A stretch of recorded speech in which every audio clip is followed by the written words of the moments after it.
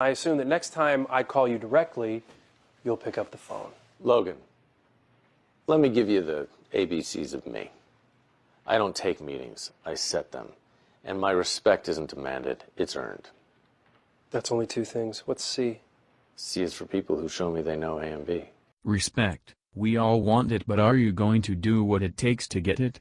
Because I don't have a fancy degree doesn't mean you get to come into my house and order me around. And you go whine to Morello, and I'll knock you on your ass at the pussy you are. Let me tell you something.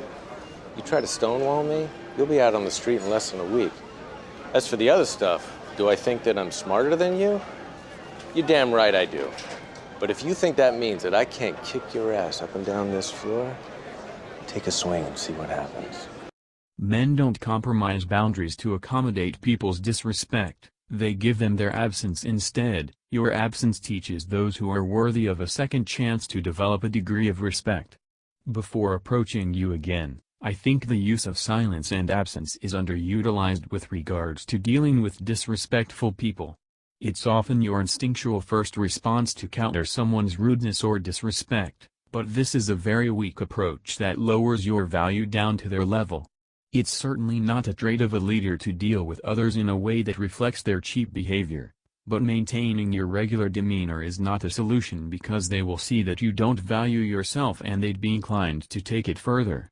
So what do? Actions speak louder than words and therefore, bear a heavier weight than verbal rhetoric. It all starts with respecting yourself and realizing that it's something that is earned. Take pride in your appearance, which includes hygiene, grooming, and style. You send the message to the outside world about your self-worth. Stand up for your beliefs by expressing your true feelings, even when your true feelings are different from your peers. You need to be an independent thinker. Speak respectfully, say please and thankful, and clean up your language by not using foul language. Think before you react. Exercise and develop emotional discipline. Respect others, do unto others as they do unto you. Respect is a two-way street and try to understand. Don't badmouth people and talk behind their back. If you have an issue with someone, say it. Be a man of your word. If you say you're going to do something, try your best at everything. Don't settle for mediocrity. Give it your all. We all want to be respected by others, but respect is something we need to earn. Fortunately, the psychology of respect is pretty straightforward. Essentially, respect is paying thoughtful consideration to other people's words, feelings, thoughts, ideas, wishes or needs. And you can use simple psychological tricks to get respect immediately. If someone disrespects you, the most effective way to teach them a lesson is to starve them from your attention.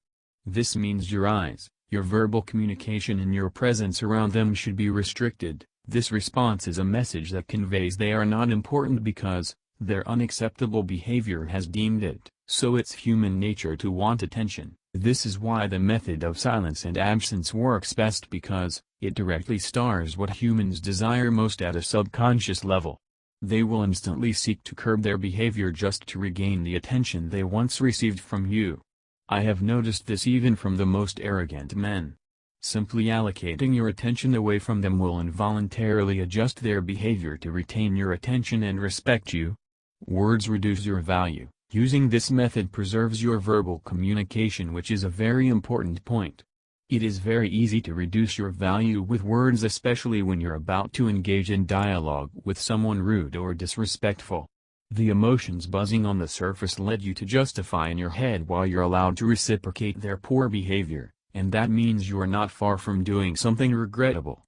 This is especially costly within the workplace or a social setting surrounded by people who are listening in. Once you say something rude, you cannot take it back, and people will remember it. If people observe your interaction with someone rude, rarely will you look like a mature man of high status. The person with the character always gets dragged down to degenerate its level. It's never the other way around. Nothing excites society more than smearing reputation. This means when someone rude or disrespectful engages you, you're already at a disadvantage. People are watching, every word counts. Rarely do rude people respond to calm dialogue. Engaging with them will come at the cost of your reputation. The problem begins when you try to justify why should this person get away with poor behavior, But this line of thinking gives rise to several dark emotions, that more likely than not make you lash out in a regretful manner, but rude people only get away with their poor behavior if they actually get what they want. They don't get away with anything when you silently stare at them with a smile. So your job is to teach them that adjustment in behavior is necessary if they want something from you. If someone engages with you disrespectfully, simply tell them that was not necessary, then cut it short and revoke your attention entirely. Do not engage with them. Act as though they don't exist. All nonverbal should emanate an awkward silent stare, nothing more. Make it awkward because it evokes negative emotions which puts you in control. Stare because it's intimidating and fast-tracks the reconsideration on how they should approach you. Smile, because it's the most unsettling expression in response to rude or aggressive behavior.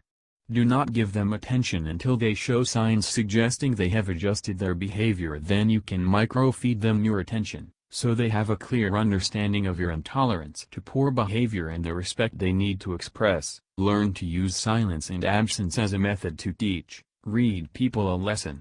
Attention is reward, revoking it is punishment. In any given social circle there will be people that will try to put you down, just for the sake of it. Those petty power games or attempts to trigger your emotional side and diminish from your value at all times. Remain calm and composed.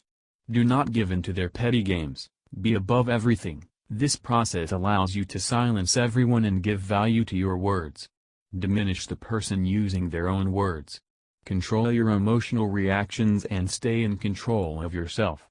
Signal to everyone that you don't fuck around. Stay calm but don't let anyone step on your toes.